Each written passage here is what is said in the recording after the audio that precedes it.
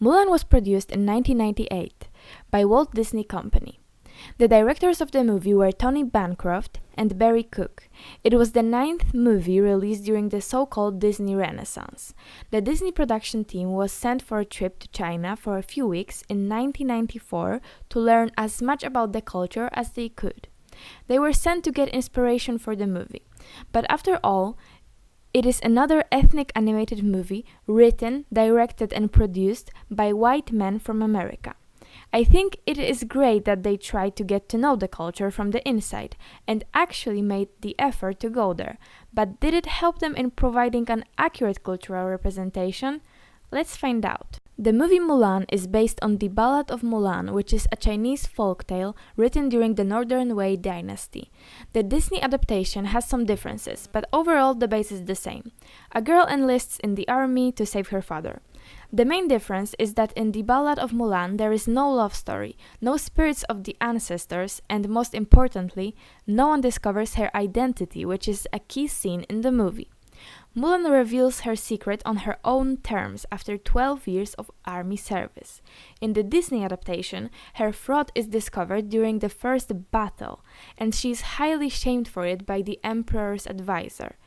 Another thing Disney changed is her personality. As Justyna Frzyńska brings up in her book, the Mulan from the Chinese ballad is quiet and obedient, exemplifying both filial piety and patriotism, whereas the Disney Mulan is sprightly, tomboyish, and unfit to be an ideal wife.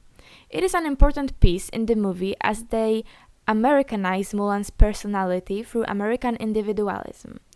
Mulan is portrayed as an independent woman that fails to fulfill her social role and therefore seeks her place in the world. Therefore, we could say that Western values dominate her character. Mulan's actions show that she does not stick to the standards set by the society. Personally, I love how empowered Mulan is, and I think this is crucial to the plot of the Disney adaptation, because it is the first woman in their animated movie that does not need a man to be saved. Overall, there are still some misrepresentations in Mulan, even though Disney did a better job with this movie than with Aladdin from 1992. There is more accuracy in the movie when it comes to the cultural representation, although it is not ideal. For example, Chifu, the emperor's advisor and the matchmaker, represent strong values of ancient China, but still are stereotyped characters.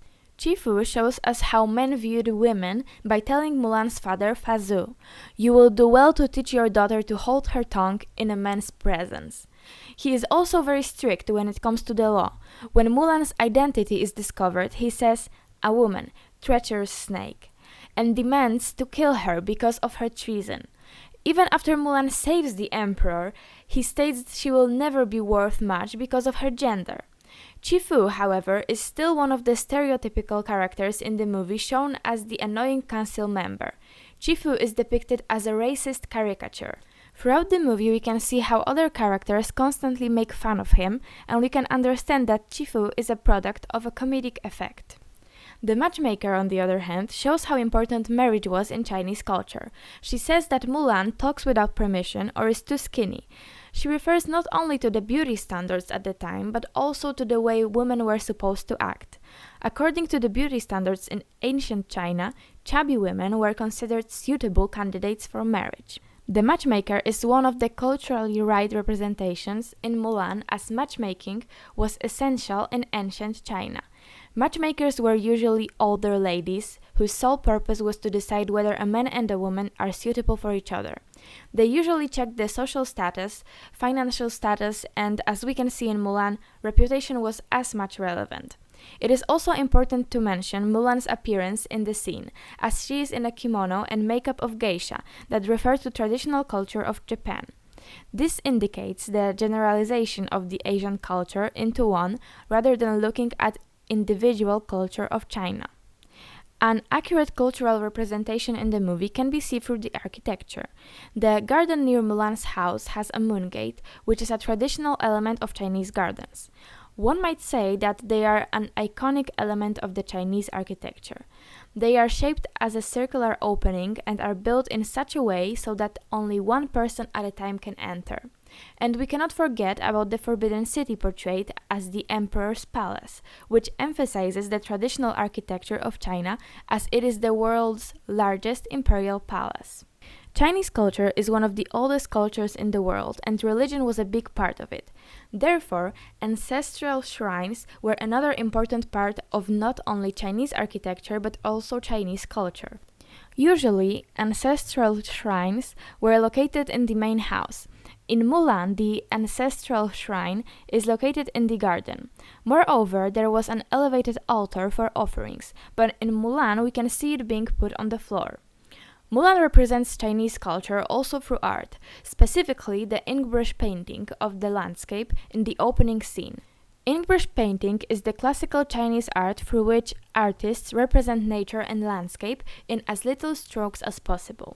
The so-called wolf smoke, which in Chinese was called Langyan, was presented in the very first scene where Shen Yu, the leader of the Han army, is introduced.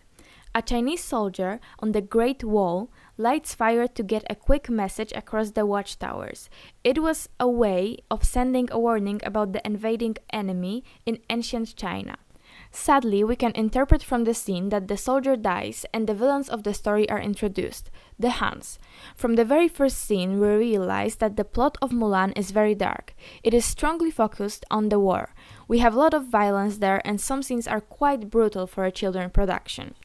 At one point, we can see a frame in the destroyed Han's village in the mountains, full of bodies of dead soldiers and horses, which is a cruel scene that did strike me when I was a child. This scene portrays the Han army as savage, willing to kill everyone who stands in their way, including children, which was underlined by Mulan holding the doll while being heartbroken about the people they have lost. The appearance and actions of the Han army are very demonizing. The Han army usually appears with a dark background that underlines them being the invading enemy and them being the villains with Shen Yu as the leader. The appearance of the Hans makes me think about colorism in the Hollywood movies. Colorism is the process by which people of color are awarded advantages based on their phenotypical proximity to whiteness. The Hans have dark gray skin, which is supposed to point them out as the villains of the story, on the contrary to Hua Mulan or Li Shang, who have lighter skin tone.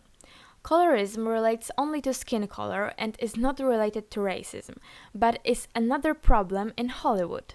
This is another concept that tries to equate darker skin tone with negative character traits. However, the way in which the Hans are depicted is still racist.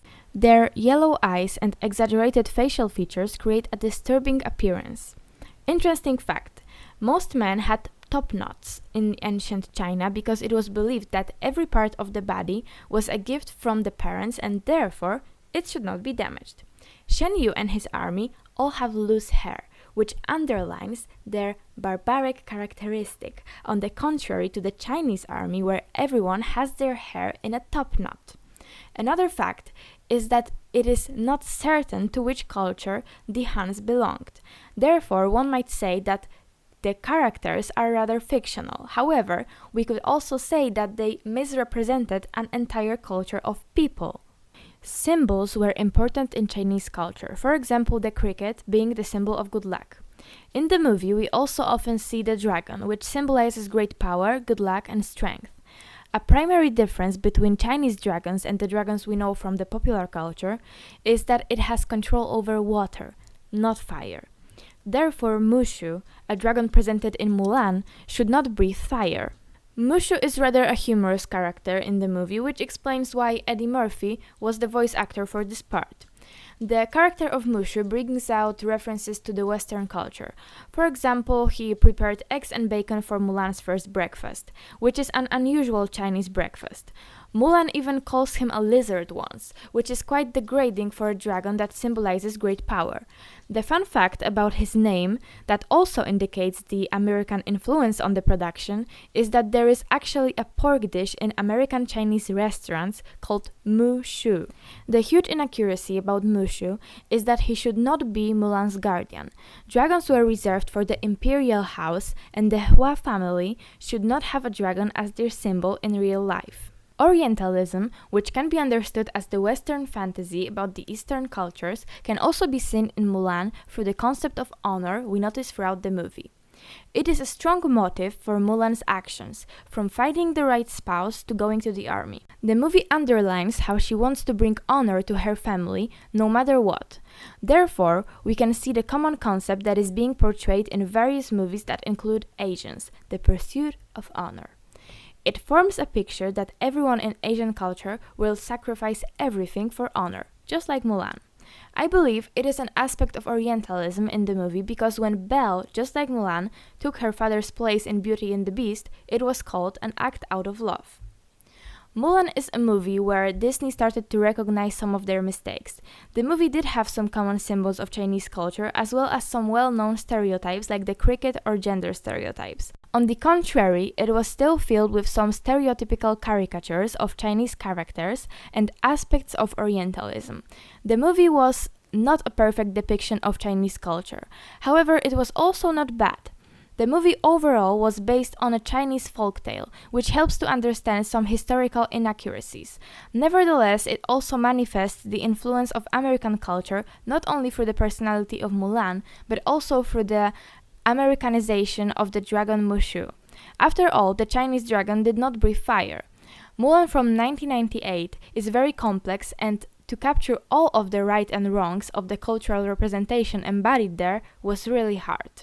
But as Stuart Hall once said, meaning arises because of the shared conceptual maps which groups or members of a culture or society share together. That's a very important kind of a way of coming to an understanding of why in cultural studies, if you privilege the notion of representation as giving meaning, you are making culture very central.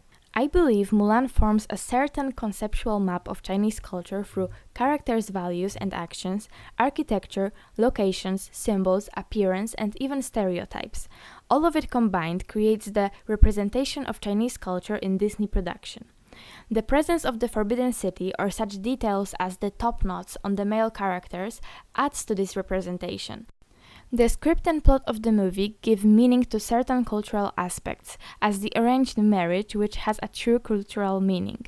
The focus on Mulan as a female protagonist was a great step Disney made towards the big change. Even though there still is a love story hidden in the movie, the production is much better than the Aladdin from 1992 or Pocahontas from 1995, as the ethnic background embodies the basic and most important elements, such as well-depicted cities, traditional ancient characters incorporated in the movie, or details like the wolf smoke.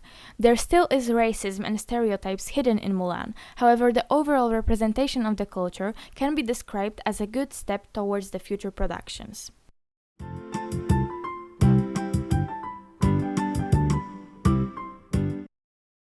This podcast and music were written and directed by Martyna Krupińska, 2022.